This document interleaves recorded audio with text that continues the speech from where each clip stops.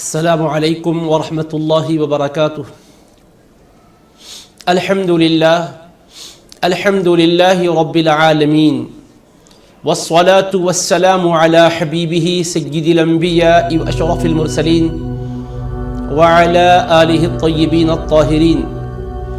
واصحابہ الاکرمین الافضلین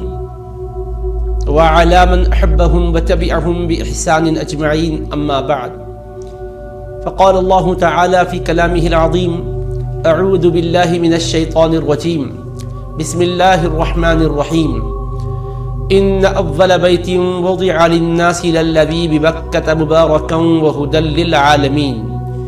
فيه آيات بينات مقام إبراهيم ومن دخله كان آمنا ولله على الناس حج البيت من استطاع إليه سبيلا ومن كفر فإن الله غني عن العالمین۔ ناظرین کرام، اللہ رب العزت نے جن خوش نصیبوں کو، سعادت مندوں کو حج بیت اللہ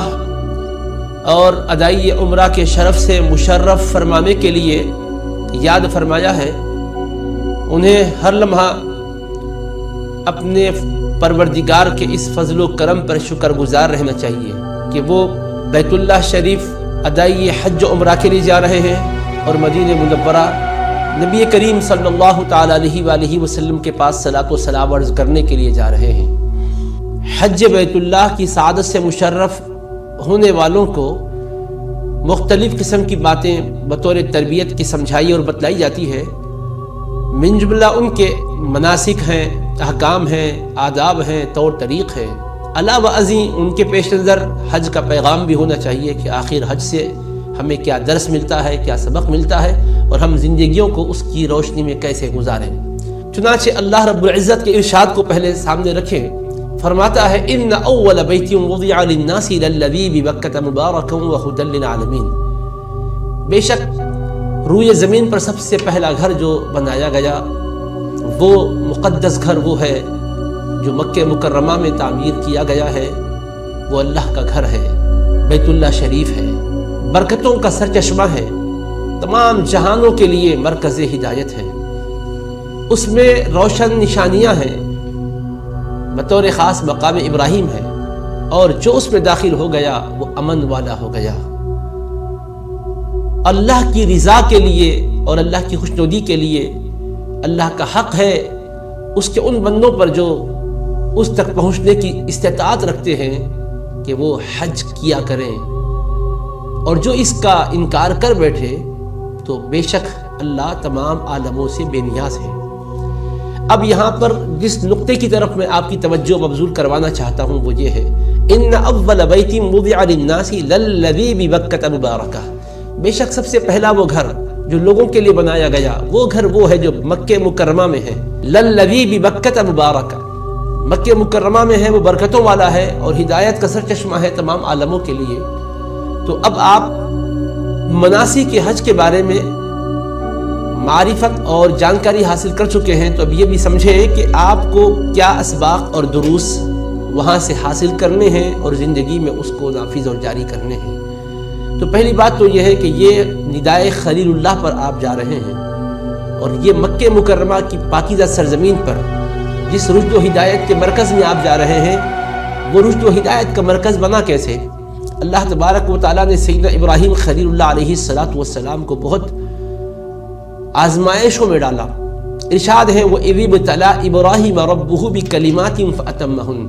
اور یاد کیجئے جب کہ ابراہیم علیہ السلام کو ان کے پروردگار نے چند باتوں سے آزمایا، اور وہ ساری آزمائشوں میں مکمل طور پر اترے اور انہوں نے کامیابی حاصل کی۔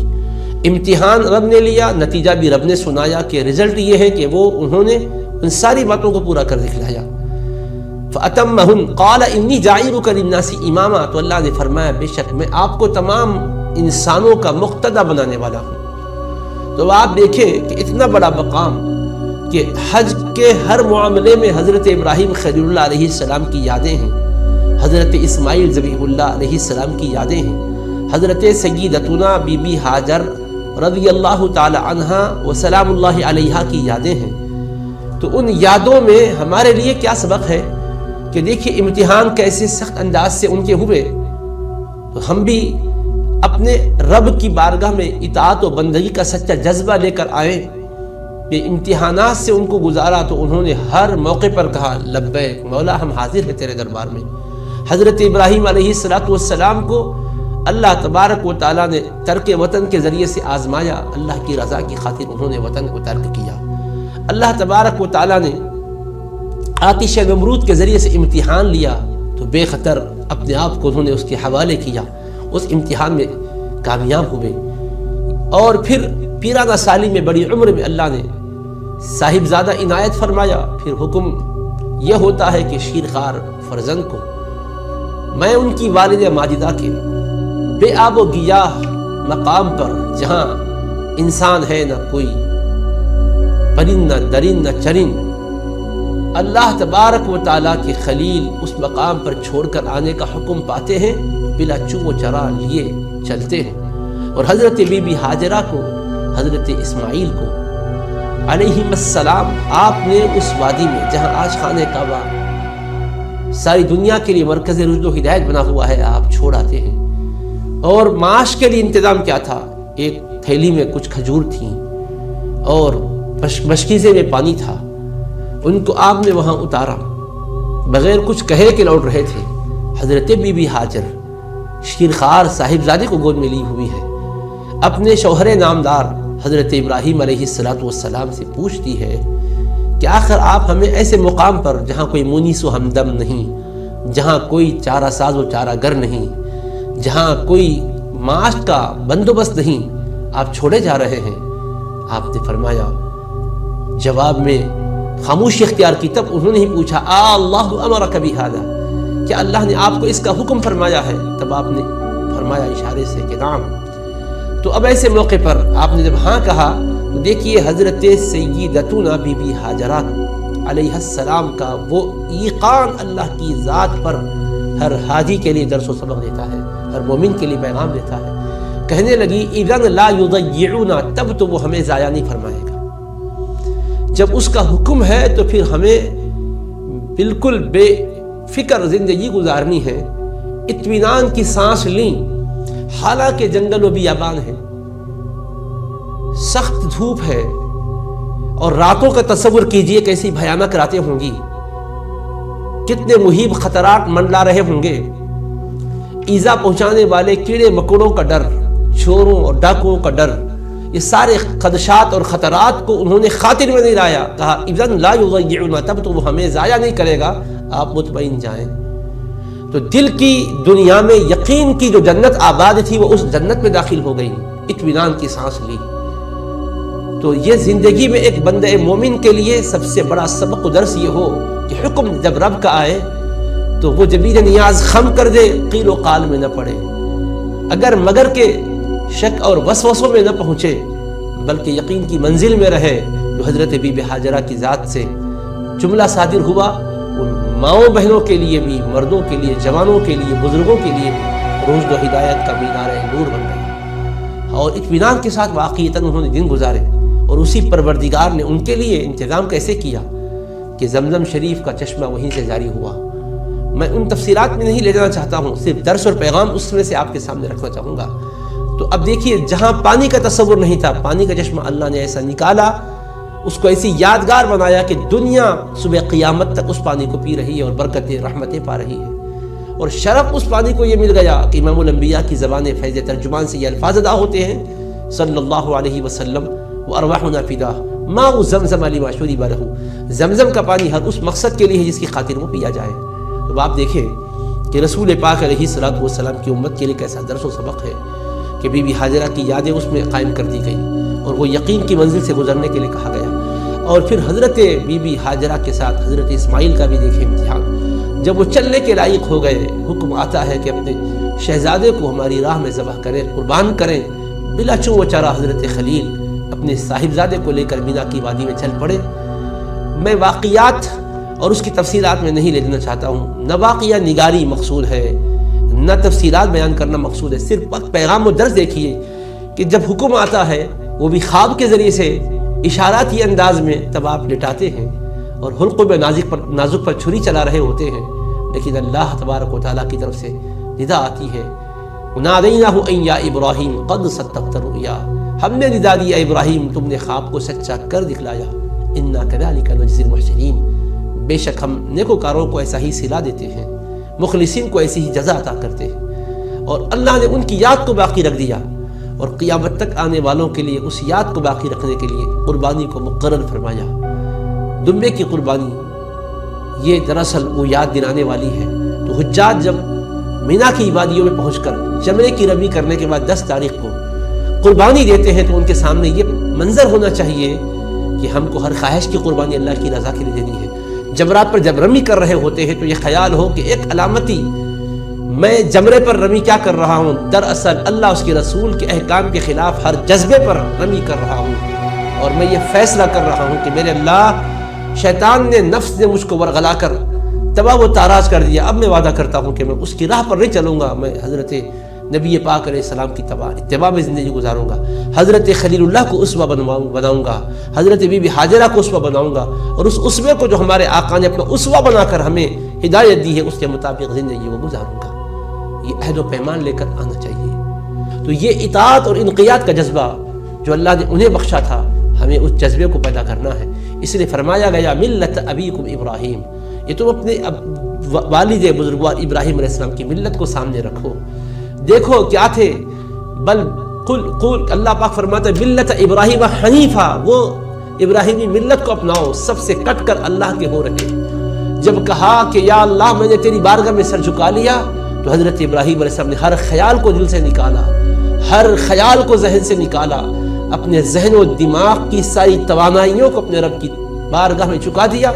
اور اس کے سوا کوئی شے یاد نہ رہی۔ تو دیکھو پھر کیسی کامیابیاں ہوں گی۔ رزق کے اسباب کوئی تصور بھی کر سکتا تھا کہ جس جگہ کوئی انسان رہنے بسنے کا کوئی اس کا انتظام نہ تھا، آج دنیا کشا خانے کعبہ کو جا رہی ہے، وہاں پر جا کھانے کے لیے کوئی غذائی اجناس کا بندوبست نہ تھا، ارے پینے کے لیے اس مشکیزے کے سوا پانی کا بندوبست نہ تھا، آج وہی کا پانی دنیا کو سیراب کر رہا ہے، ساری غذائی اجناس موجود ہے، پوری دنیا کشا آتی ہے، کوئی بھوکا پیاسا آپ کو نظر نہیں آئے گا، کوئی پریشان حال نظر نہیں آئے گا، اور دنیا کو امن و سلامتی کا ایسا مرکز بتا دیا گیا ہے کہ دعا مانگی تھی کہ یا پروردگار اس شہر کو امن کا مرکز بنا دے، رب اجعل ھذا بلدا آمنا، پروردگارا اس کو امن کا شہر بنا دے، رب اجعل ھذا البلد آمنا، اس شہر کو امن کا مرکز بنا دے۔ آج بتائیے کتنا امن و سکون ملتا ہے انسانیت کو۔ انسانیت جب رنج و غم سے رنجور ہو کر پہنچتی ہے، اس مقدس سرزمین پر جانے کے بعد فکر و سوچ میں امن آ جاتا ہے، ذہن و خیال میں امن آ جاتا ہے، جان کو، روح کو تسکین ملتی ہے، کیوں نہ ملے۔ رب کریم نے فرمایا ومن دخلہ کان آمنا، جو اس میں داخل ہو گیا وہ امن والا بن گیا۔ تو وہ امن کا مقام، تو جب امن والے بن چکے تو یہ عارضی امن اپنے حد تک نہ رکھے، امن و امان کو پھیلانے والے بن جائے۔ تو یہ ہے اس کے وہ دروس جس کے ذریعے سے ہم زندگیوں کو چمکا سکتے ہیں۔ ہم مکہ مکرمہ میں پہنچے، ہم نے خانہ کعبہ کا طواف کیا، اس کے ارد گرد ہم نے چکر کاٹے، ہم نے کعبے کے ارد گرد چکر کاٹ کر ہم نے کیا سبق سیکھا؟ اے اللہ، اس میں کوئی عقلی وجہ تو سمجھ میں نہیں آتی ہے کہ ایک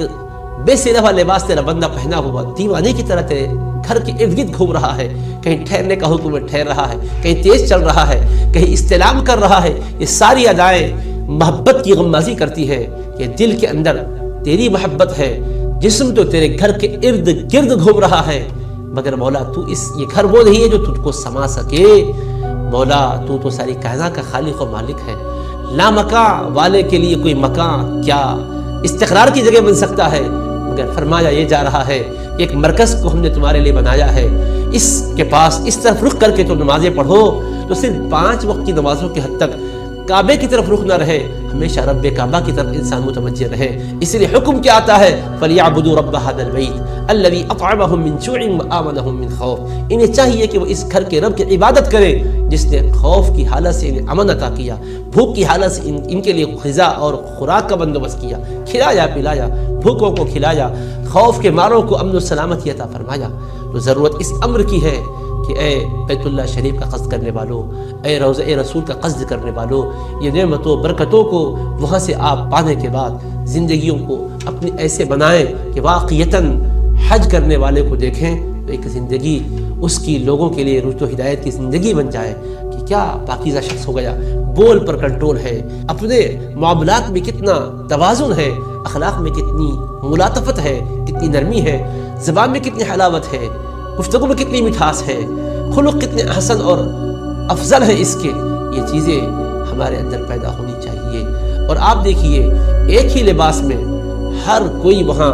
اللہ کے دربار میں لبیک کی صدائیں بلند کر رہا ہے۔ کوئی وقت کا بادشاہ بھی ہے تو وہ بھی وہی بے سری ہوئی دو چادروں میں ہے، اگر کوئی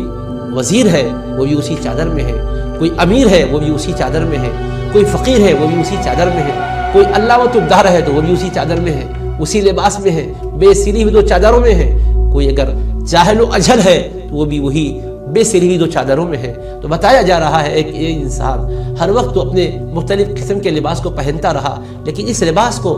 پہننے کے بعد تیرے دل کا حال کیا ہوتا ہے؟ ہر آدمی محسوس کرتا ہے کہ مجھے اپنی حقیقت کا اندازہ اب ہوا کہ میں کیا ہوں۔ اور یہ یقیناً احرام کی چادریں ہمیں موت کی یاد دلا دیتی ہے کہ آج ہم نے اپنی مرضی سے ان چادروں کو پہنا ہے، ایک وقت آئے گا ہمارے جسم سے لباس اتارا جائے گا اور ہمیں ایسی ہی بے سری چادروں میں لپیٹ دیا جائے گا، اور آج ہمیں ہوائی جہاز میں بٹھا کر خدا حافظ کر دیا گیا، ایک دن ڈولے میں بٹھایا جائے گا، جنازے میں ہمیں لٹایا جائے گا، اور پھر چاروں لوگ کندھا دیں گے، پھر قبر میں اتار کر ہمیں خدا کے فضل و کرم کے حوالے کر دیں گے۔ تو یہ مناظر اس منظر کو یاد دلانے والے ہیں، سارے کے سارے ایک ہی دربار میں اور ایک ہی میدان میں ٹھہرے ہیں، اور کوئی کسی کو کسی شے کا خیال نہیں ہے تو یہ کہ میرے رب سے مجھ کو بخشش کی خیرات مل جائے، رحمت کی سوغات مل جائے، اس کے لیے سب الحمدللہ آہ گزاری کر رہے ہیں، اللہ سے التجائیں کر رہے ہیں، معروضات کر رہے ہیں۔ تو اب یہ بھی ہمارے لیے سبق درس ہے کہ آج عرفات کے میدان میں کھڑے ہیں، ایک دن ہمیں اسی طرح محشر کے میدان میں اللہ کے حضور کھڑا ہونا ہوگا، نفسا نفسی کا عالم ہوگا، کوئی کسی کا پرسان حال نہ ہوگا، اس محشر کو ہم فراموش نہ کریں۔ تو یہ ہمیں محشر کے منظر کو بھی یاد دلاتا ہے، زمزم کا پینا آب کوثر کو یاد دلاتا ہے، اور مینا کی وادیوں سے گزرنا اور مزدلفہ میں رات گزارنا، یہ ساری اللہ کی معرفت کی اور اللہ تبارک و تعالیٰ کی ذات تک پہنچنے کے لیے وسیلے بننے والے مقامات ہیں، اور ان کے ذریعے سے بندہ واقعتاً یہ ساری چیزوں کو غور کرے، زندگی میں انقلاب آئے گا۔ رسول رحمت علیہ السلام اپنے صحابہ کرام کے ساتھ یہ سارے مراحل سے گزرے، کہ جب قربانی کا وقت آیا حضور نبی کریم علیہ السلام نے قربانی دی، تو عجیب انداز ہے۔ آپ ہم غلاموں کے لیے تو آسانی کر دیے کہ تمتع اور قران کی قسم سے جو حج کر رہا ہے ایک دمبے کی قربانی دے، حج افراد والا مستحب ہے کہ قربانی دے، اور نبی کریم علیہ السلام خود جو قربانی دیے ہیں، اور اگر بڑے جانور اونٹ میں قربانی دینا ہے تو 7 لوگ مل کر قربانی دے سکتے ہیں، لیکن نبی کریم علیہ السلام نے خود 100 اونٹوں کی قربانی دی ہے اللہ کی راہ میں۔ 63 کو حضور نبی کریم علیہ السلام نے خود اپنے ہاتھ سے نہر کیا، اور باقی 37 حضرت سیدنا شیر خدا مولا علی رضی اللہ تعالیٰ عنہ کے سپرد کیا، انہوں نے ان کو نہر کیا۔ حدیث پاک میں آتا ہے اللہ کے رسول علیہ السلام جب نہر فرمانا چاہتے تھے، جانور قطار میں ٹھہرے ہوئے تھے، اونٹوں کا عالم یہ ہے، نبی کریم علیہ السلام قصد کر کے جب ان کی طرف بڑھنا چاہتے تھے تو وہ جانوروں کا عالم تھا، فَتَفِقْنَا يَزْدَلِفْنَا إِلَيْهِ بِأَيَّتِهِنَّ يَبْدَوْا، خود اونٹ ایک دوسرے کے مقابل میں آگے بڑھ کر حضور کے قریب آ رہے تھے کہ پہلے حضور ہمیں نہر کیجیے، پہلے ہمیں خدا کے نام پر قربان کیجیے۔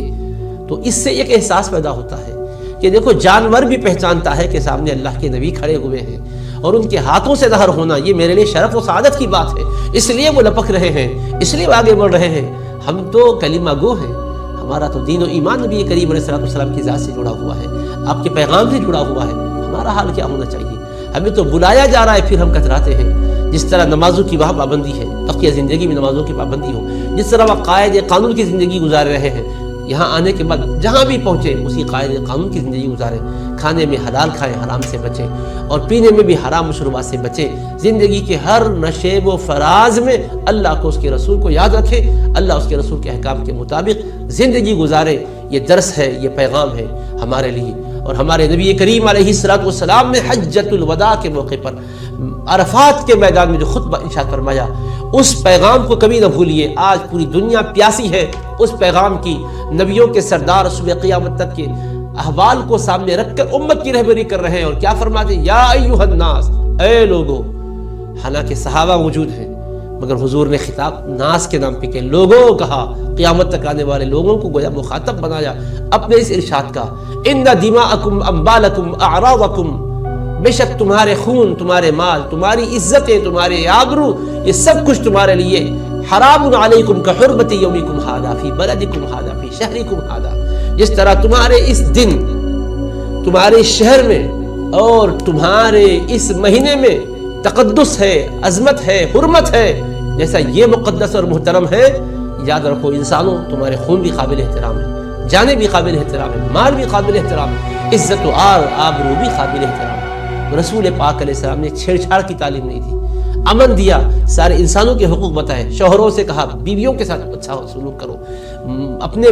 ماتحت جو نوکر چاکر ہیں ان کے ساتھ اچھا سلوک کرو، پوری انسانیت کے ساتھ اچھا سلوک کرو، کسی کا مال ہڑپ نہ کرنا، کسی کی امانتوں میں خیانت نہ کرنا، کسی کی دولت پر ناجائز نظر ڈال کر نہ دیکھنا، اور ہر حقدار کو حق پہنچانا، وراثت کے اندر کوئی خیانت اور ظلم نہیں کرنا، کسی کا حق دبانا نہیں۔ نبی کریم علیہ السلام ایسے ماحول میں جبکہ حقوق پر ڈاکہ ڈالا جا رہا تھا، بدکاری اور زناکاری کی جا رہی تھی،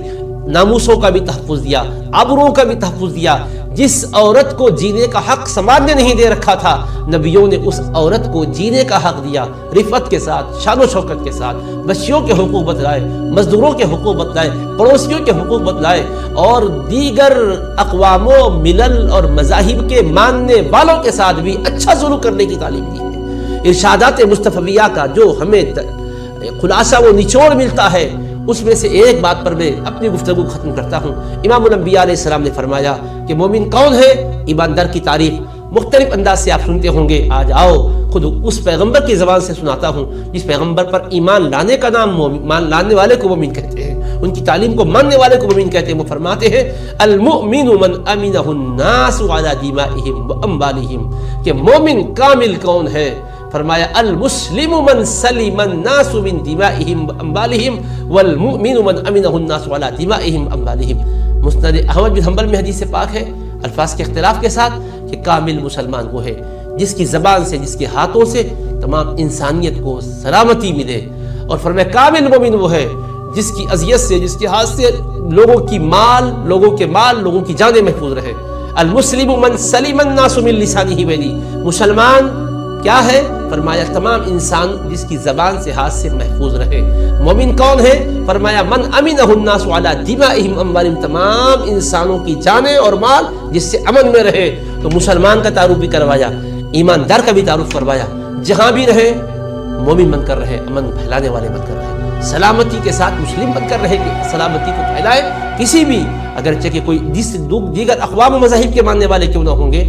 امن کے پیغمبر نے امن کی تعلیم دی ہے، امن پھیلانا ہے،